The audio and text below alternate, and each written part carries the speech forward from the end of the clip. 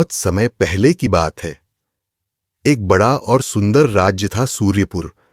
वहां की राजकुमारी रत्नावली अपनी बुद्धिमत्ता और सुंदरता के लिए पूरे राज्य में प्रसिद्ध थी। लेकिन उसका हृदय अभिमान से नहीं, दया और करुणा से भरा हुआ था। उसी राज्य के किनारे पर एक छोटा गांव था, गोपग्राम, जहां एक गरीब ग्वाला, नाम था भीरा, अपने कुछ गायों और भैंसों के साथ जीवन बसर करता था। उसके पास न धन था, न महल, न कोई नाम, पर उसके पास था एक सच्चा दिल, मेहनती हाथ और गायों के प्रति अथाह प्रेम। हर सुबह भीरा अपने मटके में दूध भरकर शहर जाता और उसी रास्ते पर एक बार रत्नावली की सवारी भी गुजरी। जब पहली बार राजकुमारी ने उसे देखा, धूल से सने कपड़े, पर आंखों में चमक, चेहरे पर मुस्कान और गायों से स्नेह, उसकी नजरें एक पल को ठहर गईं। रत्नावली ने पहली बार किसी आम व्यक्ति की ओर उस नजर से देखा था जिसमें सम्मान था। पर क्या यह सिर्फ एक सामान्य मुलाकात थी, या कुछ और गहरा था, कुछ जो किस्मत की रेखाओं में पहले से लिखा हुआ था? उस दिन के बाद रत्नावली बार बार उस रास्ते से गुजरने लगी। वह कोई बहाना बना लेती, कभी फूलों की खोज में, कभी मंदिर दर्शन के लिए, लेकिन उसकी नजरें हर बार उसी को खोजती थीं, भीरा। भीरा को यह सब अजीब जरूर लगता, लेकिन वह कुछ नहीं कहता। वह समझ नहीं पा रहा था कि राजकुमारी जैसी ऊंचे कुल की लड़की आखिर उससे क्यों बात करना चाहती है। एक दिन जब आकाश में बादल थे और बारिश होने वाली थी, रत्नावली ने अपनी सवारी रोकी और कहा, तुम्हारा नाम क्या है? भीरा थोड़ा झिझकते हुए बोला, भीरा, मैं गाय चराता हूं, दूध बेचता हूं, बस, और कुछ नहीं। रत्नावली मुस्कुरा दी। जो अपने पशुओं से प्यार करता है वो दिल से अमीर होता है। उसके शब्दों में एक सच्चाई थी जिसने भीरा के दिल को छू लिया। अब राजकुमारी हर हफ्ते एक दिन भीरा से मिलने जाती, कभी दूध पीने, कभी गायों को देखने, तो कभी यूं ही बात करने। उनकी मुलाकातें मासूम दोस्ती से एक अनकहे एहसास की ओर बढ़ने लगीं। लेकिन महल में कुछ लोगों को यह सब अच्छा नहीं लग रहा था। एक गरीब ग्वाले का राजकुमारी से मेलजोल, यह खबर अब धीरे धीरे दरबार तक पहुंचने लगी थी। राजा को जब इसकी भनक लगी तो उन्होंने तुरंत दरबार बुलाया और गुप्तचरों को आदेश दिया, पता लगाओ ये भीरा कौन है, उसके इरादे क्या हैं और क्यों मेरी बेटी उससे मिल रही है। पर यह तो सिर्फ शुरुआत थी। राजा के गुप्तचरों ने बहुत जल्दी भीरा के बारे में सारी जानकारी इकट्ठा कर ली। वे दरबार में आए और बोले, महाराज, वह युवक एक साधारण ग्वाला है। न उसके पास कोई परिवार है, न जमीन जायदाद। वह ईमानदार है, पर गरीब। राजा के माथे पर बल आ गया। राजकुमारी को उससे क्या लगाव हो सकता है? उसी रात रत्नावली को महल के सबसे ऊंचे कमरे में बुलाया गया। राजा ने गुस्से में पूछा, क्या यह सच है कि तुम उस ग्वाले से बार बार मिलती हो? रत्नावली शांत थी। उसने राजा की आंखों में देखा और पहली बार बोली, हां पिता, मैं उससे मिलती हूं, क्योंकि वह झूठ नहीं बोलता, वह दिखावा नहीं करता, उसका दिल साफ है और शायद मैं उसे पसंद करने लगी हूं। महल में सन्नाटा छा गया। राजा का चेहरा क्रोध से लाल हो गया। राजकुमारी को एक ग्वाले से लगाव हो, यह राज्य की मर्यादा के विरुद्ध है। राजा ने आदेश दिया, उस ग्वाले को राज्य से बाहर निकाल दिया जाए और यदि वह लौटे तो उसे बंदी बना लिया जाए। उधर भीरा को इसकी खबर एक बूढ़े ग्वाले ने दी, राजा तुझसे नाराज है। भीरा, अब तेरा यहां रहना खतरनाक है। भीरा ने अपने मटके को एक ओर रखा और अपनी गायों को सहलाते हुए बोला, मैंने कुछ गलत नहीं किया। अगर सच बोलना और किसी से दिल से लगाव होना अपराध है तो मैं दोषी हूं। लेकिन उसे यह नहीं पता था कि अगली सुबह उसकी गायें चोरी हो चुकी होंगी। सुबह जब भीरा उठा तो उसका दिल दहल गया। उसकी सारी गायें गायब थीं। वो जिनके साथ उसने बचपन बिताया था, जिनके सहारे उसका जीवन चलता था, सब रातों रात छिन गई। गांव में अफवाह फैल गई, भीरा की गायें चोरी हो गई हैं। कुछ ने कहा राजमहल का काम है ये, कुछ बोले कोई जलने वाला गांव वाला है जो उसकी और राजकुमारी की दोस्ती से चिढ़ता है। भीरा अब पूरी तरह अकेला हो गया। एक दिन जब वो टूटे हुए मन से जंगल में अपनी गायों की तलाश कर रहा था, तभी उसे एक झाड़ी के पीछे कुछ आवाजें सुनाई दीं। वो धीरे से झाड़ियों को हटाकर झांका और जो उसने देखा उसकी सांसें थम गईं। 4 नकाबपोश आदमी उसकी गायों को बांधकर महल की पिछली सुरंग में ले जा रहे थे। भीरा ने खुद को छुपाते हुए सब कुछ देखा और तभी एक जाना पहचाना चेहरा दिखा। यह तो वही दरबारी था जो राजा के सबसे करीबी सलाहकारों में से था। अब भीरा को समझ आ गया, उसके खिलाफ साजिश सिर्फ राजा तक सीमित नहीं थी, बल्कि राजमहल के अंदर भी कोई गहरी चाल चल रहा था। उधर महल में रत्नावली बेहद बेचैन थी। उसे भीरा की खबरें मिल रही थीं, उसकी गायें चोरी हो गईं, वो जंगलों में भटक रहा है। राजकुमारी ने छुपकर अपनी विश्वास पात्र दासी को भेजा, जो गुपचुप तरीके से भीरा से मिली। भीरा ने उसे सब कुछ बताया, नकाबपोश, गायें, सुरंग और वो दरबारी। दासी बोली, राजकुमारी ने कहा है कि तुम भागो नहीं, लड़ो। अगर तुम्हारे पास सच्चाई है तो वो तुम्हारे साथ हैं। भीरा की आंखों में पहली बार गुस्सा और हिम्मत दोनों चमकने लगे।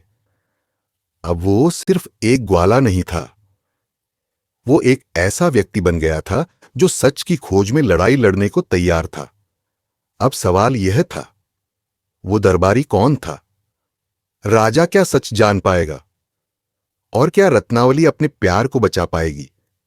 भीरा अब जान चुका था कि यह कोई साधारण चोरी नहीं, बल्कि एक बड़ी साजिश थी, जो या तो राजकुमारी को उससे अलग करने के लिए की जा रही थी, या फिर कोई राजमहल के भीतर राज छुपा रहा था। उसे याद आया वह दरबारी जिसका नाम था महामंत्री भैरव दत्त। राजा का सलाहकार, लेकिन नजरें हमेशा सिंहासन पर। भीरा ने फैसला कर लिया, वो अपनी गायों को भी बचाएगा और साथ ही उस दरबारी की सच्चाई भी उजागर करेगा। इसी बीच रत्नावली ने महल के पुराने गुप्त दस्तावेजों में कुछ ऐसा पढ़ा जिससे उसके पैरों के नीचे से जमीन खिसक गई। भैरव दत्त कभी सूर्यपुर का निवासी था ही नहीं। उसकी पहचान एक दूसरे राज्य के बंदी के रूप में दर्ज थी, जिसे कई साल पहले दया पर छोड़ दिया गया था। तो फिर अब सवाल यह था, वो महल के भीतर इतने ऊंचे पद पर कैसे पहुंच गया? रत्नावली को समझ आ गया, भीरा सिर्फ गायें नहीं खो रहा था, बल्कि राजमहल भी धीरे धीरे एक धोखेबाज के हाथों खो रहा था। रत्नावली ने भीरा को चुपचाप महल बुलवाया। रात के अंधेरे में पुराने सुरंगों से होते हुए भीरा पहली बार महल के भीतर पहुंचा। सामने थी रत्नावली, दीपक की लौ के सामने खड़ी, आंखों में चिंता और दृढ़ता लिए हुए।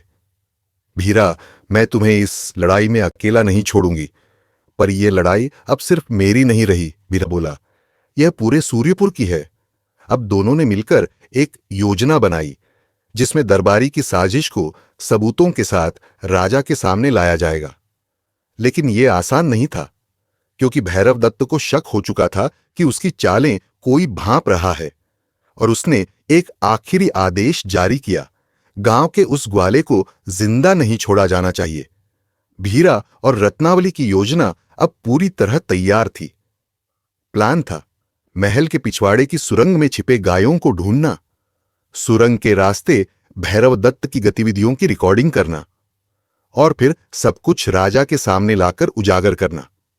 रत्नावली ने अपनी दासी के जरिए महल के पुराने गुप्त पहरेदारों को भी साथ मिला लिया, जो राजा के पुराने समय के वफादार थे। रात का समय था। भीरा कुछ ग्रामीणों और गुप्त पहरेदारों के साथ सुरंग के भीतर पहुंचा। वहां एक अजीब सी गंध थी और तभी एक चौंकाने वाली बात सामने आई। गायों के साथ साथ वहां हथियारों का जखीरा भी छुपा था। भैरव दत्त राजमहल के खिलाफ विद्रोह की तैयारी कर रहा था। भीरा के पैरों तले जमीन खिसक गई। ये तो सिर्फ मेरा नहीं, पूरी राज्य की सुरक्षा का मामला है। वहीं दूसरी ओर भैरव दत्त को खबर लग गई कि उसकी पोल खुलने वाली है। उसने सैनिकों को भेजा, भीरा को मार दो, राजकुमारी को महल में बंद कर दो, अब समय नहीं है इंतजार का। पर उसे नहीं पता था कि रत्नावली पहले ही राजा को गुप्त रूप से सब बता चुकी थी। राजा ने पहले तो यकीन नहीं किया, लेकिन जब गुप्त दस्तावेज, नकली पहचान और सुरंग में छुपे हथियारों की तस्वीरें उनके सामने आईं, तो उनका चेहरा सफेद पड़ गया। राजा गरज उठे, भैरव दत्त, तूने मेरी बेटी को धोखा दिया, राज्य को लूटा और मेरे भरोसे को छलनी कर दिया। राजा ने भीरा को सामने बुलाया।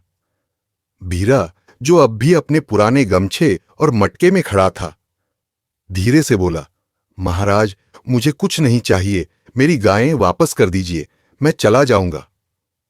पर राजा की आंखें नम हो गईं। नहीं भीरा, तुमने वो किया जो हमारे सारे मंत्री नहीं कर सके।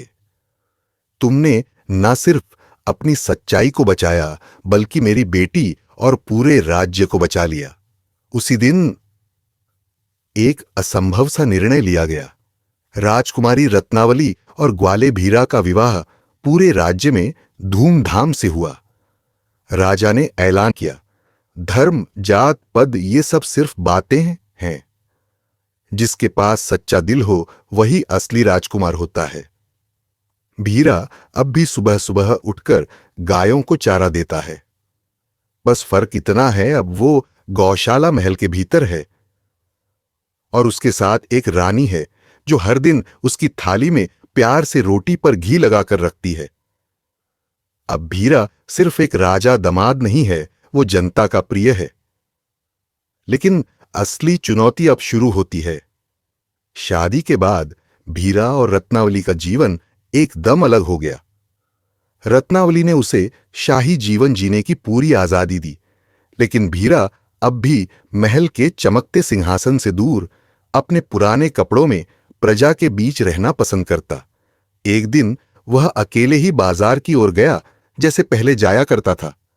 लोग उसे पहचानते थे, सम्मान देते थे, लेकिन साथ ही अपनी तकलीफें भी बताते थे। साहेब, हमारा कुआं सूख गया है, हमारी बेटी की शादी में मदद चाहिए, बाजार में सौदागर लोग लूट रहे हैं, कोई कुछ नहीं करता।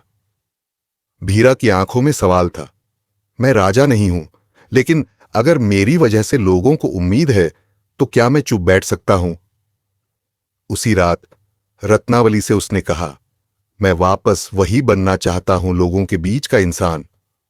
मैं महल की जिंदगी जी सकता हूं, लेकिन क्या मैं खुद से नजर मिला पाऊंगा अगर किसी किसान का बेटा भूखा सोए? रत्नावली मुस्कुरा दी, तुम्हारा प्यार सिर्फ मुझसे नहीं, इस धरती से भी है। जा भीरा, अब तू सिर्फ मेरा नहीं, पूरे सूर्यपुर का है। अब भीरा ने एक बड़ा निर्णय लिया। वह महल के बाहर एक जनसभा स्थल बनवाने लगा, जहां हर हफ्ते आम लोग अपनी परेशानियां कह सकते थे और समाधान भी पा सकते थे। धीरे धीरे उसकी छवि एक जनसेवक राजकुमार की बन गई। राजा ने उसे अपना विशेष सलाहकार घोषित कर दिया, लेकिन सबको यह परिवर्तन पसंद नहीं आया। कुछ दरबारियों ने कहा, ग्वाला है, कल तक जंगल में गायें चरा रहा था, अब राज्य चला रहा है। और वहां से शुरू हुई एक नई जलन, एक नया षड्यंत्र। क्या अब भीरा इस नई राजनीतिक दुनिया से भी लड़ पाएगा? क्या वो अपनी सच्चाई और ईमानदारी को बचा पाएगा सत्ता की चालों में? अब सूर्यपुर में भीरा का नाम जनराज कुमार के नाम से फैलने लगा था। जहां राजा की सवारी जाती थी, अब वहां भीरा के न्याय के चर्चे ज्यादा होते थे। बूढ़े किसान कहते, ऐसा बेटा हर घर को मिले। महिलाएं कहती, उसने हमारी बात सुनी, जो दशकों में किसी ने नहीं सुनी थी। लेकिन दरबार के अंदर बैठे कुछ पुराने मंत्री जो भैरव दत्त के साथियों में थे अब और भी ज्यादा नाराज हो उठे। एक मंत्री चंदन सेन, जो अब तक चुप था, धीरे धीरे भीरा के खिलाफ राजमहल में जहर फैलाने लगा। शब्दों का युद्ध। चंदन सेन ने राजा के कान में धीरे से फुसफुसाया, महाराज, एक ग्वाला अब दरबार चला रहा है। कल को वो जनता की आवाज में आपको भी हटा देगा। राजा चुप रहे, लेकिन उनके माथे पर चिंता की लकीरें पड़ गईं। उधर भीरा ने एक फैसला लिया। हर गांव में एक जनसभा लगाई जाएगी, हर एक आवाज सुनी जाएगी। और यह बात चंदन सेन को पसंद नहीं आई। उसने एक और चाल चली, साजिश का जाल। भीरा के ऊपर झूठे भ्रष्टाचार के आरोप लगाए गए। बोला गया। उसने महल के खजाने से चुपचाप पैसे निकालकर गांव वालों में बांटे। सबूत नकली थे, लेकिन दिखने में असली लगते थे। दरबार में चर्चा हुई। राजा भी उलझन में पड़ गए। उधर रत्नावली ने सब देख लिया। वो जानती थी ब्या को फंसाया जा रहा है, लेकिन कैसे साबित करे? अंधेरे में उजाला। रत्नावली ने अपनी पुरानी दासी को भेजा चंदन सेन के पीछे। दासी ने भैरव दत्त के पुराने सेवक को पकड़ लिया, जो अब चंदन सेन के लिए काम कर रहा था। वहीं से मिला एक गुप्त पत्र, जिसमें लिखा था, अगर भीरा हट गया तो राज्य पर फिर से हमारी पकड़ मजबूत होगी। महल से उसकी दूरी ही हमारा असली लक्ष्य है। अब यह सबूत लेकर रत्नावली सीधे राजा के पास पहुंची। राजा का निर्णय। राजा ने वो पत्र पढ़ा, फिर भीरा को बुलवाया। भीरा, तुमने मुझे बार बार सच्चाई दिखाई है, और आज मैं घोषणा करता हूं, भीरा अब सूर्यपुर के जनमंत्री होंगे। सभी प्रशासनिक निर्णयों में उनकी बात अंतिम मानी जाएगी। चंदन सेन को बंदी बना लिया गया, और यहीं पहली बार भीरा ने सिंहासन की ओर देखा, लेकिन फिर मुस्कुराकर बोला, मुझे तख्त नहीं चाहिए, मुझे तो बस वो धरती चाहिए जहां बच्चे भूखे न सोएं। एक सुबह सूर्यपुर के सैनिक एक खबर लेकर दौड़े दौड़े दरबार में पहुंचे। महाराज, उत्तर दिशा की सीमा पर शत्रु राज्य मालवा की सेना घुसपैठ कर चुकी है। उनके पास हाथी, घोड़े और अग्निबाण हैं। राजा का चेहरा गंभीर हो गया। उसी समय दरबार में भीरा मौजूद था। महाराज, आज सिर्फ राज्य नहीं, आपकी बेटी, आपकी प्रजा और आपके गौरव की परीक्षा है। इस युद्ध में मुझे भेजिए। मैं कोई योद्धा नहीं, पर मैं पीछे नहीं हटूंगा। राजा, लेकिन भीरा, तुम तो कभी युद्ध के मैदान में नहीं गए। भीरा मुस्कुराया, गायों को बचाने वाला अपने देश को भी बचा सकता है। राजा ने सहमति दी, लेकिन रत्नावली की आंखों में आंसू थे। जाओ, लेकिन वादा करो लौट कर आओगे। भीरा ने उसका हाथ थामा। मुझे तेरी रोटी खानी है, तेरा चेहरा देखना है। जरूर लौटूंगा। रणभूमि का रौद्र रूप। भीरा पहली बार युद्ध की पोशाक पहने मैदान में उतरा। उसके साथ थे कुछ विश्वासी सैनिक, कुछ किसान और कुछ पुराने ग्वाले। सबके हाथों में हथियार नहीं, इरादा था।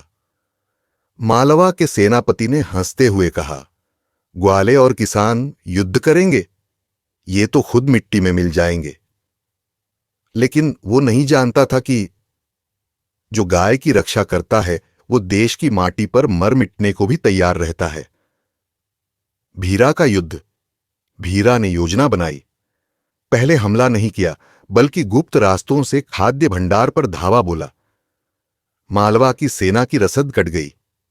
फिर उन्होंने देखा, हर गांव से लोग हथियार उठाकर सीमा पर आ रहे हैं। सिर्फ सैनिक नहीं, अब पूरा सूर्यपुर एक फौज बन चुका था। एक दिन मुख्य युद्ध हुआ। भीरा खुद मालवा के सेनापति के सामने खड़ा था। उसने कहा, जा लौट जा, नहीं तो यह माटी तुझे पहचान लेगी और तुझसे तिरंगा छीन लेगी। सेनापति हंसा, लेकिन अगले ही पल भीरा की तलवार उसकी ढाल तोड़ चुकी थी। विजय की सुबह। मालवा की सेना पीछे हट गई। सीमा सुरक्षित हो गई। जब भीरा लौटकर आया तो राजा ने उसे गले लगा लिया। रत्नावली दौड़ती हुई आई और भीरा बोला, मैंने वादा किया था मैं लौटूंगा, क्योंकि अब मैं सिर्फ तुम्हारा भीरा नहीं, मैं इस मिट्टी का पुत्र हूं। अब सूर्यपुर में उसकी गाथा हर गीत में गाई जाती है। भीरा ग्वाला नहीं, वो जनसेवक भी है, योद्धा भी है और असली राजकुमार भी। युद्ध जीतने के बाद सूर्यपुर में उत्सव मना, लेकिन भीरा की आंखों में कोई उत्साह नहीं था, बल्कि एक नया सपना पलने लगा था। हमने दुश्मनों को हराया, पर क्या भूख, बेकारी और भेदभाव को भी हरा पाए? अब भीरा ने ठान लिया, राज्य को सिर्फ शासित नहीं बदला जाएगा। नया परिवर्तन। भीरा ने राजा के सामने एक प्रस्ताव रखा। महाराज, अगर आप इजाजत दें तो मैं पूरे सूर्यपुर को 3 हिस्सों में बांटना चाहता हूं। सरकार, जनता और गांव, तीनों की भागीदारी से चलने वाला राज्य बनाना चाहता हूं। राजा ने चौंक कर पूछा, क्या तुम राजा बनना चाहते हो? भीरा मुस्कुराया, नहीं महाराज, मैं सिर्फ ऐसा राज बनाना चाहता हूं जहां ग्वाला और मंत्री एक ही थाली में खाएं। भीरा योजना शुरू हुई। हर गांव में जनसभा मंडल बना। किसान, शिक्षक, महिलाएं सब उसकी आवाज बने। एक पेड़, एक बच्चा नीति आई। हर नवजात के साथ एक पौधा लगाया गया। गायों के लिए शाही गौ आरोग्य केंद्र बने, जो बीमार पशुओं का इलाज मुफ्त करते। युवाओं को धरती रक्षा प्रशिक्षण दिया गया, ताकि कोई भी दुश्मन आए सूर्यपुर कमजोर न हो। लेकिन अंधकार फिर लौट आया। जहां उजाला बढ़ा, वहां ईर्ष्या की छाया भी गहरी हुई। राज्य के ही एक अन्य प्रांत का मंत्री महेश्वर नाथ, जो पहले कभी राजा बनने की चाह रखता था, भीरा की लोकप्रियता से जलने लगा। उसने गुप्त रूप से पास के राज्य धूलगर्ह के सेनापति से हाथ मिला लिया। अगर तुम भीरा को हटा दो तो आधा सूर्यपुर तुम्हारा होगा। एक नया षड्यंत्र आकार ले रहा था। अब सवाल यह है, क्या भीरा को इस साजिश की भनक लगेगी? क्या उसके अपने लोग ही धोखा देंगे? और क्या रत्नावली इस बार फिर से उसकी रक्षा कर पाएगी? अब अगर कहो तो अगला भाग, सीक्रेट मिशन, भीरा की गिरफ्तारी, या फिर सच्चाई के लिए जान की बाजी वाला बनाऊं। यह वह समय था जब सूर्यपुर में सच्चाई और झूठ की लड़ाई तेज हो चुकी थी। भीरा और रत्नावली के खिलाफ नवीन साजिशें पनपने लगीं। वहीं भीरा ने संगठित राज्य बनाने की पूरी योजना शुरू कर दी थी। हर गांव, हर राज्य, हर नागरिक को साथ जोड़ने के लिए उसने अपनी शक्ति का उपयोग किया। साजिश का जाल। महेश्वरनाथ, जो पहले राजा बनने का सपना देखता था, अब अपनी योजना में धूलगढ़ के सेनापति के साथ मिलकर धीरे धीरे काम करने लगा। उसने पूरे राज्य में अफवाहें फैलाना शुरू कर दी। भीरा एक धोखेबाज है, वह राजा बनना चाहता है और हम सबको खत्म कर देगा। सिर्फ इतना ही नहीं, उसने एक गुप्त पत्र तैयार किया, जिसमें यह लिखा था कि भीरा ने राजा से गुपचुप पैसे लिए हैं और अपनी सेना के लिए हथियार खरीदे। हाँ कि न है। पत्र की कुछ प्रतियां उसने सूर्यपुर के दरबारियों को भेज दी, ताकि भीरा की छवि को धूमिल किया जा सके। सत्य का सामना। एक दिन जब भीरा अपने जनसभा मंडल में कुछ नए सुधारों के लिए चर्चा कर रहा था, वही गुप्त पत्र राजा के पास पहुंचा। राजा ने पत्र पढ़ा और तुरंत भीरा को दरबार में बुलवाया। भीरा को संदेह हुआ कि कुछ गड़बड़ है, लेकिन उसने पूरी ईमानदारी से राजा से कहा, महाराज, यह सब झूठ है। मैंने कभी किसी से धन नहीं लिया और न ही कभी किसी को धोखा दिया। मेरे विचार राज्य की भलाई के लिए हैं और यही मेरा उद्देश्य है। अगर आपने मुझसे कुछ गलत किया हुआ पाया है तो मैं जवाब देने के लिए तैयार हूं। राजा ने कुछ देर तक गंभीरता से सोचा, फिर धीरे से कहा, भीरा, अगर यह सब झूठ है तो तुम्हें साबित करना होगा। तुम्हारे खिलाफ आरोप इतने गंभीर हैं कि मैं बिना सच्चाई जाने कोई फैसला नहीं कर सकता। भीरा ने शाही अदालत में अपना बचाव प्रस्तुत किया, लेकिन महेश्वर नाथ और उसके साथी अब पूरी शक्ति के साथ राज्य के अन्य हिस्सों में भीरा के खिलाफ बगावत फैला चुके थे। रत्नावली का आक्रोश। जब रत्नावली को इस साजिश का पता चला, वह क्रोधित हो उठी। क्यों नहीं समझते लोग, भीरा ने हर पल हमारे राज्य और हमारे नागरिकों के लिए ही काम किया है। रत्नावली ने एक चतुर योजना बनाई। वह सूर्यपुर के गुप्त प्रहरी को महेश्वर नाथ और उसके सहयोगियों की हर गतिविधि पर नजर रखने के लिए भेजने लगी। उसने धीरे धीरे महेश्वर नाथ के झूठ को बेनकाब करना शुरू कर दिया। सच्चाई का खुलासा। कुछ हफ्तों बाद रत्नावली ने राजा को एक गुप्त रिपोर्ट दिखाई। उसमें लिखा था, महेश्वर नाथ ने धूलगढ़ के सेनापति से मिलकर राज्य के खिलाफ साजिश की योजना बनाई थी। उसने भीरा की छवि को धूमिल करने और सत्ता पर कब्जा करने के लिए काले धन का लेन देन किया। उसकी योजनाओं में पूरे राज्य को झूठ और अफवाहों से भरने का भी इरादा था। राजा की आंखों में गुस्से और विश्वास की मिलीजुली भावना थी। मैंने सही फैसले नहीं किए। भीरा, मैं तुझसे माफी चाहता हूं। राजा के सामने अब एक बड़ा सवाल था। क्या वह अपनी पूरी सत्ता को महेश्वर नाथ जैसे व्यक्ति को सौंप सकता था? नहीं, अब स्थिति पूरी तरह बदल चुकी थी। भीरा ने एक निर्णय लिया, राजा, यह राज्य अब मेरे नहीं, हमारे सभी नागरिकों का है। मैं हर कीमत पर इस राज्य की सुरक्षा और प्रगति की रक्षा करूंगा। अब मैं यहां एक नया कदम उठाऊंगा, हम सब एकजुट होंगे। भीरा ने जनसभा में घोषणा की, हम एक नए सूर्यपुर का निर्माण करेंगे, जहां हर आदमी, महिला, बच्चा, किसान और ग्वाला एक समान रहेगा। अब इस कहानी में नया मोड़ तब आएगा जब भीरा, रत्नावली और राज्य की जनता मिलकर महेश्वर नाथ के खिलाफ निर्णायक युद्ध लड़ेंगे। क्या भीरा को अपनी योजना में सतर्क रहना पड़ेगा? क्या यह लड़ाई सिर्फ साजिशों और युद्ध की होगी, या फिर यह एक नए युग की शुरुआत के रूप में सामने आएगी? क्या तू तैयार है इस नई लड़ाई के लिए? अब भीरा का सामना उन लोगों से होगा जो उसे नायक से दूसरे ग्वाले के रूप में देखना चाहते थे। आखिरकार क्या सच्चाई जीत पाएगी, या धोखा एक बार फिर राजा की शक्ति को ले जाएगा? राजा को अब पूरी सच्चाई का पता चल चुका था। महेश्वर नाथ की साजिश और धोखा सारे राज्य के सामने आ चुके थे। उसने कई बार भीरा की छवि को धूमिल करने की कोशिश की थी, लेकिन हर बार भीरा की अच्छाई और ईमानदारी ने उसे नाकाम किया। महेश्वर नाथ, जो अब तक सत्ता की गद्दी पर बैठने का सपना देख रहा था, अब दरबार से बाहर हो चुका था। राजा ने भीरा के सामने घुटने टेकते हुए कहा, भीरा, तुम्हारी पूरी योजना और संघर्ष ने मुझे सच्चाई दिखाई।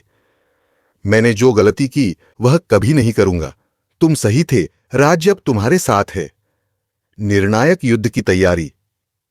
भीरा ने एक दृढ़ निश्चय किया, अब यह युद्ध सिर्फ महेश्वर नाथ से नहीं बल्कि हमारी पूरी व्यवस्था से है।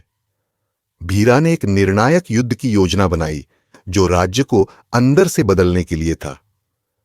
उसने रत्नावली, राजपुरुषों, किसानों और सैनिकों को एकजुट किया। अब यह सिर्फ भीरा का युद्ध नहीं था, यह पूरा सूर्यपुर का युद्ध था।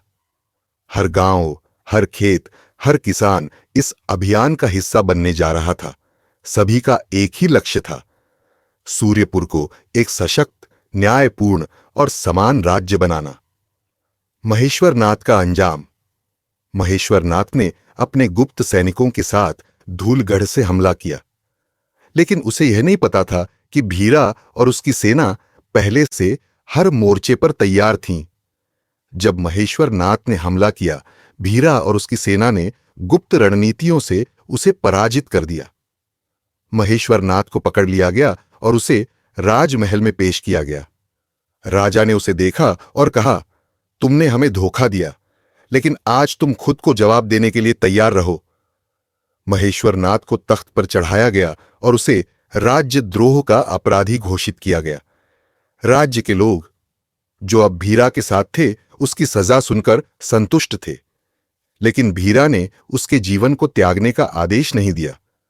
उसने महेश्वर नाथ को सिर्फ एक और मौका देने का फैसला किया, ताकि वह अपने कर्मों का पश्चाताप कर सके। सूर्यपुर का नया युग। अब भीरा ने एक नई व्यवस्था लागू की, जहां हर नागरिक का किसी न किसी निर्णय में हिस्सा था। गांवों में ग्राम पंचायतें बनाई गईं, जहां किसान, श्रमिक और नागरिक एकजुट होकर राज्य के विकास में सहयोग करते थे। सभी को एक समान शिक्षा और स्वास्थ्य का अवसर दिया गया। गायों की सुरक्षा के लिए एक गौ संवर्धन केंद्र खोला गया। आखिरकार भीरा ने राज्य की भूमि पर एक नया सूर्य उगाया, जहां हर नागरिक अपने धर्म, जाति या स्थिति के बावजूद अपने अधिकारों को महसूस करता था। यह न्यायपूर्ण शासन और समानता की विजय थी। प्रेम और संघर्ष की संतुलन। रत्नावली ने देखा, भीरा ने सिर्फ राज्य नहीं बदला, उसने समाज का दिल भी बदल दिया था। उसके संघर्ष और प्रेम ने उसे हमेशा के लिए राजकुमारी का दिल जीत लिया।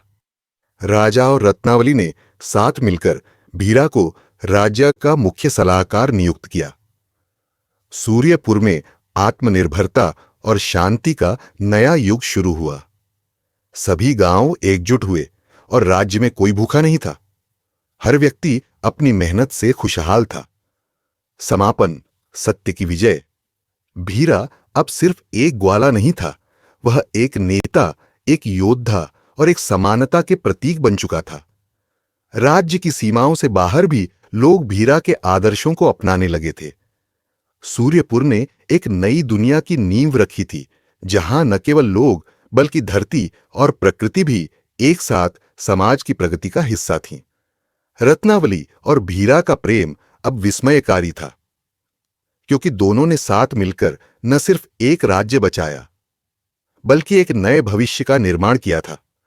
तो दोस्तों, अब हम अपनी इस गाथा को यहीं समाप्त करते हैं, जहां भीरा ने न सिर्फ सत्ता को विजित किया, बल्कि समानता, प्रेम और न्याय का संदेश फैलाया। हमारी यह कहानी हर एक छोटे से इंसान के लिए है, जो अपने सपनों को पूरी दुनिया में बदलने का साहस रखता है। राज्य से बाहर की चुनौतियां। भीरा की राजनीतिक नीतियां अब सिर्फ सूर्यपुर तक सीमित नहीं थीं। उसकी न्यायप्रियता और सामर्थ्य ने आसपास के राज्यों को प्रभावित किया।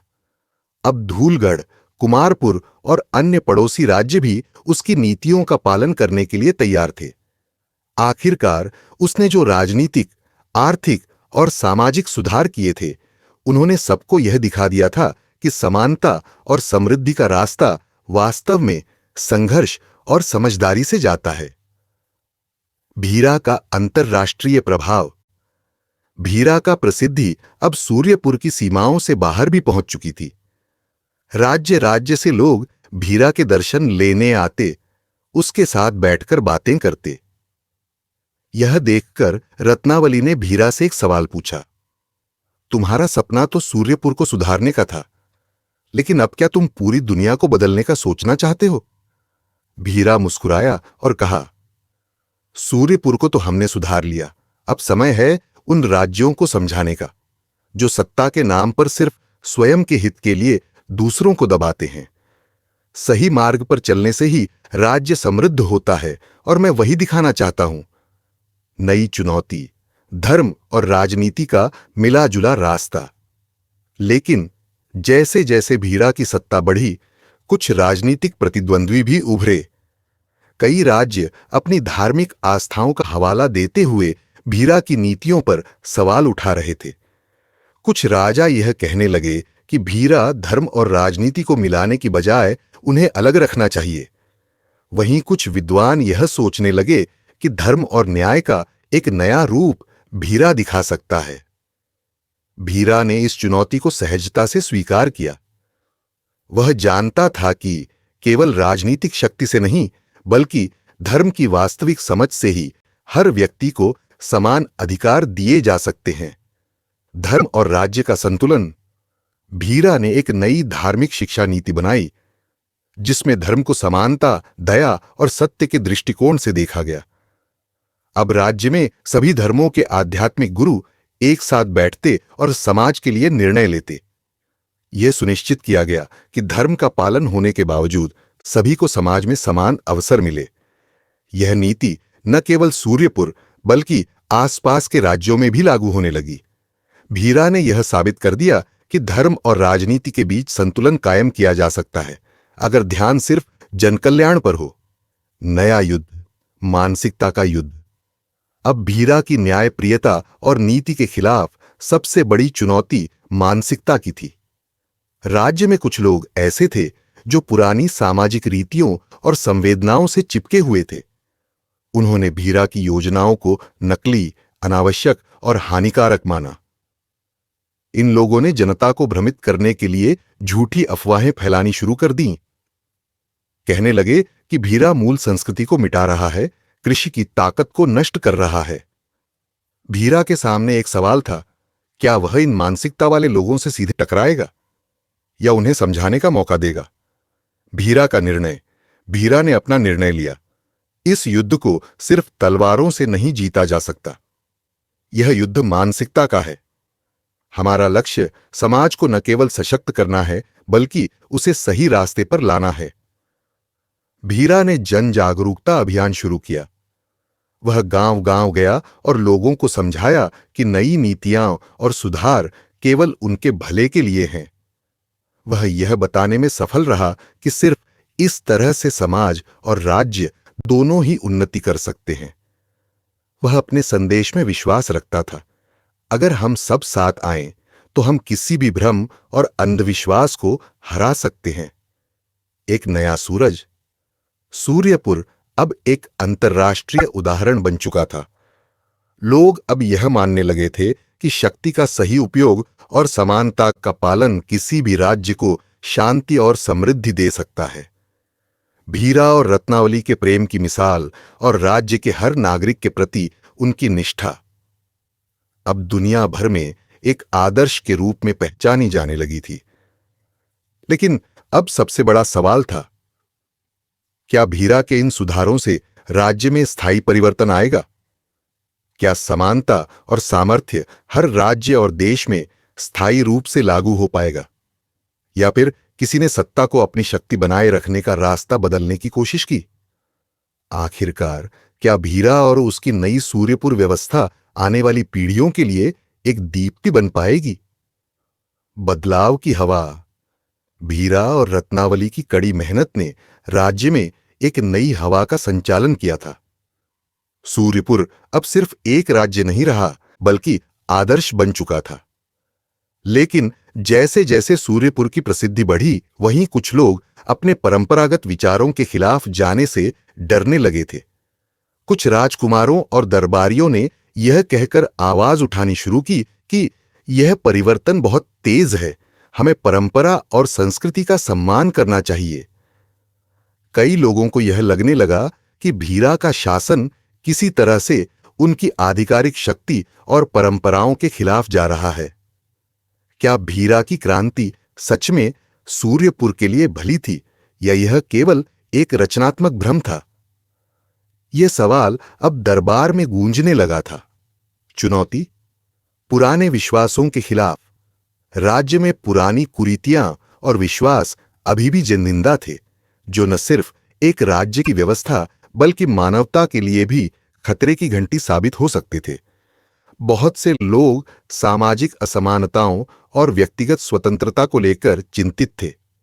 भीरा ने इसे गंभीरता से लिया और एक नई सामाजिक योजना बनानी शुरू की, जिसमें उसे सिर्फ सत्ता का नहीं बल्कि समाज की जड़ों से जुड़े मुद्दों पर भी ध्यान देना था।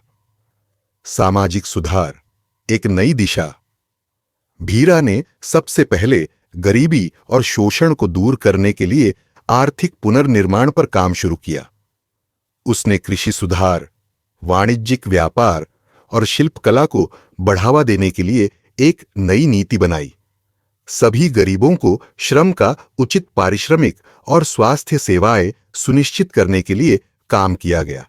साथ ही पुरानी कुरीतियों जैसे जातिवाद और सामाजिक भेदभाव के खिलाफ अभियान चलाया गया। भीरा ने गांवों में शिक्षण केंद्र और स्त्री शिक्षा के लिए अभियान शुरू किया ताकि समाज में समानता की भावना पैदा हो सके। वहीं रत्नावली ने राजमहल में नारी अधिकारों के लिए कुछ प्रमुख सुधार पेश किए, जिनमें स्वतंत्रता और समान अवसर पर जोर दिया गया। पुरानी परंपराओं से टकराव, लेकिन यह बदलाव बिना विरोध के नहीं था। बहुत से राज परिवारों और पुरोहितों ने भीरा के इन सुधारों को धार्मिक और सांस्कृतिक रूप से गलत माना। उनका मानना था कि पुरानी परंपराओं का समानता और आधुनिकता से संबंध नहीं होना चाहिए। भीरा और रत्नावली को यह समझाना बहुत कठिन हो गया था कि कैसे समाज में एक संतुलन रखा जाए। क्या वे पुरानी परंपराओं को तोड़कर आगे बढ़ सकते थे या उन्हें संवेदनशीलता से जोड़कर सुधारना था? यह सवाल राज्य के हर हिस्से में गूंज रहा था। अंतर्राष्ट्रीय ध्यान और संघर्ष, लेकिन सूर्यपुर की प्रगति और न्यायप्रियता के बारे में अंतर्राष्ट्रीय ध्यान भी बढ़ रहा था। आसपास के राज्यों ने देखा कि सूर्यपुर में समानता और समृद्धि का मिश्रण सफलता का कारण बन सकता है। वहीं कुछ पड़ोसी राज्यों में राजनीतिक अस्थिरता भी बढ़ रही थी, क्योंकि वहां सत्ता की एकाग्रता और दमनकारी शासन के चलते लोग व्यथा महसूस कर रहे थे। भीरा ने निर्णय लिया कि वह सिर्फ सूर्यपुर नहीं, बल्कि आसपास के राज्यों में भी इस समानता और सशक्तिकरण का संदेश फैलाएगा। लेकिन क्या वह अन्य राज्यों में भी बदलाव ला पाएगा या उसके सामने नई साजिशें और युद्ध खड़े हो जाएंगे? भीरा का वैकल्पिक मार्ग। भीरा ने यह तय किया कि उसे अब केवल राजनीतिक लड़ाई नहीं लड़नी थी, बल्कि उसे मानसिकता का बदलाव लाना होगा। वह जानता था कि अगर लोगों के दिलों और दिमागों में समानता की भावना नहीं होगी, तो सारे सुधार केवल सत्तात्मक आदेश बनकर रह जाएंगे। वह अब सकारात्मक सोच और मनुष्य के भीतर बदलाव की ओर अग्रसर हो रहा था। भीरा ने एक नई नीति बनाई, जिसका नाम था समानता का ज्वाला, जिसमें हर व्यक्ति के अधिकार और कर्तव्यों का सम्मान किया जाता और शक्ति का सही उपयोग किया जाता। निर्णायक मोड़। यह अब भीरा के जीवन की सबसे बड़ी परीक्षा थी। क्या वह सभी विरोधों और साजिशों के बावजूद समानता की परिभाषा को सही ढंग से लागू कर पाएगा? क्या सूर्यपुर और उसके शासन का भविष्य अब पहले से कहीं ज्यादा संवेदनशील और चुनौतीपूर्ण हो जाएगा? भीरा की नीतियां और राज्य की प्रगति अब सूर्यपुर से बाहर तक फैली हुई थीं। इसके साथ ही पड़ोसी राज्यों में, जिनके लिए पुरानी परंपराएं और सत्तात्मक नियंत्रण ज्यादा अहम थे, उनके भीतर बड़ी असहमति उत्पन्न होने लगी। सूर्यपुर की विकसित और न्यायपूर्ण व्यवस्था से दबाव महसूस करते हुए कुछ राज्य अब भीरा के शासन के खिलाफ खड़े हो गए थे। इन्होंने व्यापार और सैन्य दबाव बढ़ाने की योजना बनाई ताकि भीरा की क्रांति को रोक सके। भीरा जानता था कि वह अब केवल एक राज्य का नेता नहीं, बल्कि एक नए आंदोलन का हिस्सा बन चुका था। इसी बीच रत्नावली ने उसे समझाया, हमारे विचारों को दबाया नहीं जा सकता, लेकिन हमें यह समझने की जरूरत है कि इन बदलावों का असर केवल हमारे राज्य पर नहीं, बल्कि पूरी दुनिया पर पड़ेगा।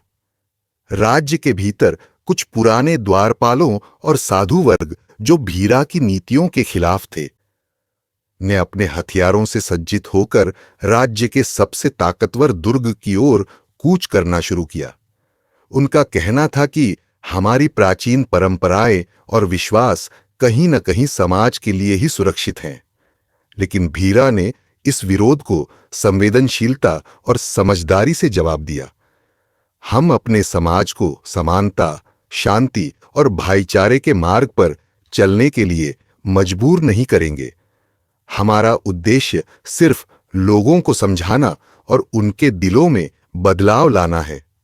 लेकिन ये विरोध अब केवल आंतरिक नहीं, बल्कि बाहरी खतरे के रूप में भी सामने आ रहे थे। कुछ पड़ोसी राज्यों ने आर्थिक संकट काल और सैन्य हमला की धमकियां देनी शुरू कर दी, यह सुनिश्चित करने के लिए कि सूर्यपुर का समानता और शांति का मॉडल फैलने न पाए।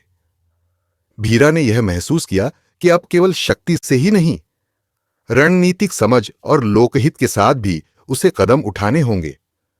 राज्य के हर नागरिक, हर वर्ग और हर जाति से समानता का संदेश भेजना जरूरी था। अब वह पूरी तरह से तैयार था। भीरा ने अपने सैनिकों को दिमागी युद्ध और सैन्य साजिशों से मुकाबला करने के लिए तैयार किया। साथ ही उसने कृषकों और व्यापारियों को भी यह समझाया कि सिर्फ सैन्य संघर्ष से नहीं, बल्कि मजबूत अर्थव्यवस्था और आपसी सहयोग से ही भविष्य को सुरक्षित किया जा सकता है। यह कहानी एक राजकुमारी की है जिसका नाम राजवदना था। वह एक विशाल महल में रहती थी जो हरे भरे जंगलों और पहाड़ों से घिरा हुआ था। इस महल का नाम था हिरण्यगर महल, और यह महल कभी शाही परिवार का केंद्र हुआ करता था। लेकिन अब वह महल वीरान और सुनसान था, जैसे कि समय ने उसे खामोशी में डुबो दिया हो। राजवदना का जीवन बहुत ही साधारण था, लेकिन वह महल की एक रहस्यमयी दीवार के बारे में जानने को हमेशा उत्सुक रहती थी। यह दीवार महल के एकांत कोने में थी, जो कभी न देखी गई और न ही कभी उस पर बात की गई। वह दीवार क्या थी, इसे लेकर महल के लोग भी कुछ नहीं जानते थे। एक दिन राजवदना ने तय किया कि वह इस रहस्यमयी दीवार के बारे में और अधिक जानने की कोशिश करेगी। राजकुमारी ने अपनी मां से पूछा, मां, उस दीवार के बारे में आप कभी क्यों नहीं बताती? राजवदना की मां ने चुप्पी साधते हुए कहा, वह दीवार एक अतीत की निशानी है और हमें उसे छेड़ना नहीं चाहिए। उस दीवार के पीछे बहुत गहरे राज छिपे हैं, जिन्हें जानने से तुम्हारी जिंदगी बदल सकती है। लेकिन राजवदना को अपने दिल की सुननी थी। एक रात महल के सभी लोग सो चुके थे। राजवदना चुपचाप उस रहस्यमयी दीवार के पास गई। वहां पहुंचते ही उसने दीवार के पास खड़ी पुरानी सुनहरी छड़ी को देखा, जो कभी महल के संरक्षक द्वारा उपयोग की जाती थी। राजवदना ने छड़ी को उठाया और दीवार की ओर बढ़ी। छड़ी को दीवार पर रखते ही अचानक दीवार के एक हिस्से में दरार पड़ गई और एक गहरी गुफा का रास्ता सामने आ गया। राजवदना ने डरते हुए गुफा में कदम रखा। वहां से एक मंद, रहस्यमयी रोशनी निकल रही थी। गुफा में कदम रखते ही वह महसूस कर रही थी कि जैसे कोई अदृश्य शक्ति उसे अपनी ओर खींच रही हो। गुफा में बहुत सारी पुरानी चित्रकला और रहस्यमयी शिलालेख थे, जो केवल राजवंश के इतिहास को ही नहीं बल्कि गहरे रहस्यों को भी उजागर कर रहे थे। एक दीवार पर एक शिलालेख में लिखा था, जो इस गुफा में प्रवेश करेगा वह महल की गहरी सत्य को जान पाएगा, लेकिन एक भी कदम पीछे हटने का समय नहीं मिलेगा। राजवदना ने सोचा, क्या यह सच है? क्या मैं तैयार हूं इसके लिए? लेकिन फिर भी उसने अपना कदम बढ़ाया, क्योंकि वह चाहती थी कि वह अपने पूर्वजों के बारे में सब कुछ जाने। जैसे जैसे राजवदना गुफा के भीतर बढ़ी, वह एक विशाल संग्रहालय में पहुंच गई, जिसमें पुरानी किताबें, नक्शे और राजवंश से जुड़ी वस्तुएं रखी हुई थीं। वह एक पुरानी किताब की ओर बढ़ी, जिसका नाम था हिरण्यगर का गुप्त इतिहास। किताब को खोलते ही उसे पता चला कि महल की दीवारों के पीछे एक माना हुआ खजाना छुपा हुआ था, लेकिन उसे पाने के लिए एक भयंकर शक्ति का सामना करना पड़ेगा। साथ ही यह भी पता चला कि वह दीवार राजवंश के पुराने शाप का प्रतीक थी। जो भी उस दीवार को तोड़ेगा, उसे उस राजवंश के द्वारा छोड़ी गई पुरानी शक्तियों से लड़ना पड़ेगा। राजवदना की समझ में अब आ गया कि महल के लोग उस दीवार से क्यों डरते थे। वह शापित दीवार किसी गहरे रहस्य से जुड़ी हुई थी, जिसे उसे हल करना था। राजवदना ने उन शापित शक्तियों का सामना करने के लिए अपने सामर्थ्य का पूरा इस्तेमाल किया। वह जानती थी कि उसकी दादी की कहानियों और पूर्वजों के अनुभवों में ही वह शक्ति थी, जो उसे इस शापित दीवार से बाहर निकाल सकती थी। एक दिन जैसे ही राजवदना ने दीवार के एक पुराने पत्थर को खींचा, वह पूरी महल की नींव हिलने लगी। गुफा में अंधेरा फैल गया और तेज हवाओं के बीच वह आवाजें सुनाई देने लगीं जो इतिहास में खोई हुई थीं। राजवदना ने अंतिम बार अपनी आंखें बंद की और खुद को तैयार किया। तभी अचानक दीवार टूट गई और एक अद्वितीय संसार उसके सामने उभर आया। वह संसार जो एक समय में महल का हिस्सा हुआ करता था। महल में छिपे खजाने, शक्तियां और अतीत के गहरे राज खुलने लगे। राजवधना ने उस नई दुनिया को देखा और उसने तय किया कि वह उसे समाज और राजवंश के भले के लिए इस्तेमाल करेगी। महल की दीवार के रहस्य ने उसे न केवल इतिहास को जानने का अधिकार दिया, बल्कि वह अब इस नई शक्ति के साथ नए युग की शुरुआत करेगी। अब राजवदना सिर्फ एक राजकुमारी नहीं, बल्कि एक नई युग की सशक्त और प्रेरणादायक नेता बन गई थी, जो भविष्य के लिए उज्जवल रास्ते बनाने जा रही थी। राजवधना ने जैसे ही दीवार के पीछे के रहस्यमय संसार में कदम रखा, एक अनदेखी शक्ति उसे महसूस होने लगी। वह शक्ति महल के पुराने खजाने से जुड़ी थी, एक ऐसी शक्ति जिसे महल के पहले शासकों ने छुपा कर रखा था, ताकि वह कभी किसी के हाथ न लगे। राजवधना ने अपनी आंखों से उस ग्लोइंग ऑर्ब को देखा, जो एक अद्भुत शक्ति से भरा हुआ था, लेकिन उसकी आंखों में भी एक डर था। यह शक्ति इतनी बड़ी और प्राचीन थी कि यह उसकी सोच से भी कहीं अधिक गहरी थी। राजवधना टू हरसेल्फ, क्या मैं तैयार हूं इस शक्ति को समझने के लिए? अगर मैंने इसका सही इस्तेमाल न किया तो क्या हो सकता है? राजवधना ने धीरे धीरे उस ग्लोइंग ऑर्ब को छुआ। जैसे ही उसके हाथ ने उसे छुआ, महल की धरती एक बार फिर से हिलने लगी। पुराने चित्रकला के चित्र उभरने लगे और एक गहरी आवाज गुफा में गूंजने लगी। तुमने इस शक्ति को छुआ है राजकुमारी, अब तुम्हें यह चुनना होगा। क्या तुम इसे सशक्त बनाने के लिए उसका सही उपयोग करोगी, या यह शक्ति तुम्हें विनाश की ओर ले जाएगी? राजवधना ने गहरी सांस ली। यह शक्ति अब उसके नियंत्रण में थी, लेकिन इसके साथ ही उसे एक भारी जिम्मेदारी भी मिली थी। इस शक्ति का इस्तेमाल यदि गलत तरीके से किया जाता तो वह सब कुछ खत्म कर सकती थी। मुझे इस शक्ति का इस्तेमाल सिर्फ अपनी प्रजा और महल के भले के लिए करना होगा। यह शक्ति सही हाथों में हो तो यह सभी के लिए एक आशीर्वाद हो सकती है, लेकिन यदि गलत हाथों में चली गई तो यह सब कुछ नष्ट कर सकती है। राजवधना ने महसूस किया कि अब उसका साम्राज्य केवल महल तक सीमित नहीं था। आसपास के राज्यों में लोग इस रहस्यमयी शक्ति के बारे में सुन रहे थे। एक नया खतरा खड़ा हो गया था। राजवधना ने जो शक्ति हासिल की है, उसे हम कभी हाथ से नहीं जाने दे सकते। अगर वह इसे सही तरीके से इस्तेमाल करती है तो वह हमारे साम्राज्य के लिए खतरा बन सकती है। हमें तुरंत कार्रवाई करनी होगी। महल के आसपास की दुनिया अब पूरी तरह बदलने वाली थी। शत्रु सेना महल पर हमला करने की योजना बना रही थी, ताकि वे राजवधना की नई शक्ति पर कब्जा कर सकें। अब मेरा असली परीक्षण आ गया है। मुझे इस शक्ति का इस्तेमाल सही तरीके से करना होगा, नहीं तो हम सब कुछ खो सकते हैं। राजवधना ने अपनी सेना को तैयार किया। वह जानती थी कि यह केवल एक लड़ाई नहीं थी, बल्कि महल और पूरे राज्य की भविष्यवाणी का पल था। हम इस महल को बचाएंगे, यह सिर्फ हमारी भलाई के लिए नहीं, बल्कि हमारी आस्थाओं और इतिहास की रक्षा के लिए है। हम लड़ेंगे, लेकिन केवल सच्चाई और न्याय के लिए। राजवधना ने अपनी आंतरिक शक्ति को महसूस किया। उसने उस शक्ति का उपयोग करके महल के चारों ओर एक अदृश्य सुरक्षा कवच बना दिया। जैसे ही शत्रु सेना ने हमला किया, वह कवच हर हमले को रोकता गया। राजवधना की आंखों में अब वह आत्मविश्वास था जो उसे पहले कभी नहीं था। वह जानती थी कि यह शक्ति सिर्फ उसका नहीं, बल्कि पूरे राज्य का भविष्य है। लेकिन फिर भी उसने पूरी ताकत से यह संकल्प लिया कि वह इस शक्ति का प्रयोग सही उद्देश्य के लिए ही करेगी।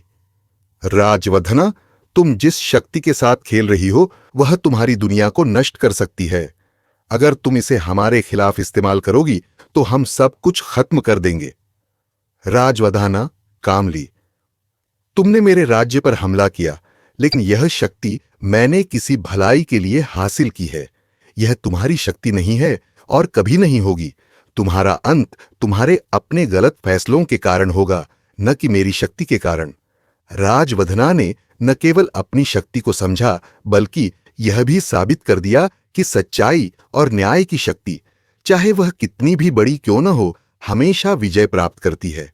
महल और राज्य अब शांति में थे और राजवधना ने अपनी भूमिका को सही तरीके से निभाया। राजवधना अब सिर्फ एक राजकुमारी नहीं रही, बल्कि वह शक्ति, बुद्धि और न्याय की प्रतीक बन गई, जिसने महल की शक्ति को सही दिशा में मार्गदर्शन किया।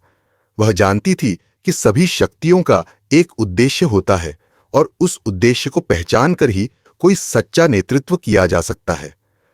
राजवधना के चेहरे पर शांति थी, बट उसके मन में एक सवाल लगातार घूम रहा था।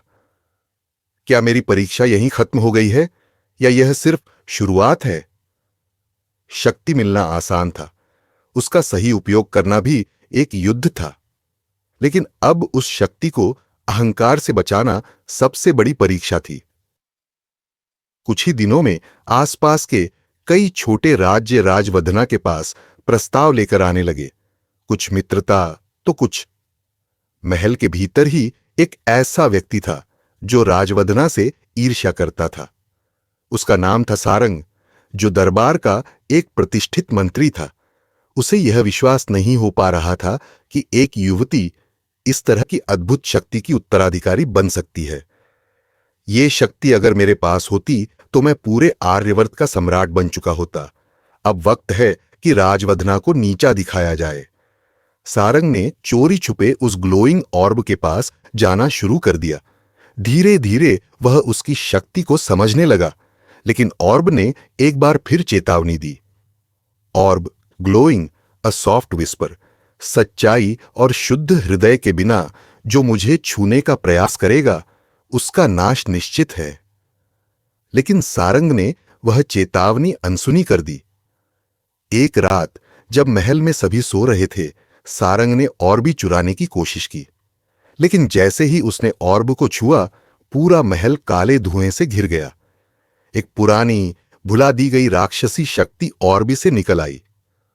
वह शक्ति कोई साधारण राक्षस नहीं थी, इट वॉज कालसूर, एक पौराणिक शक्ति जो सदियों पहले इसी ऑर्ब में बंद की गई थी।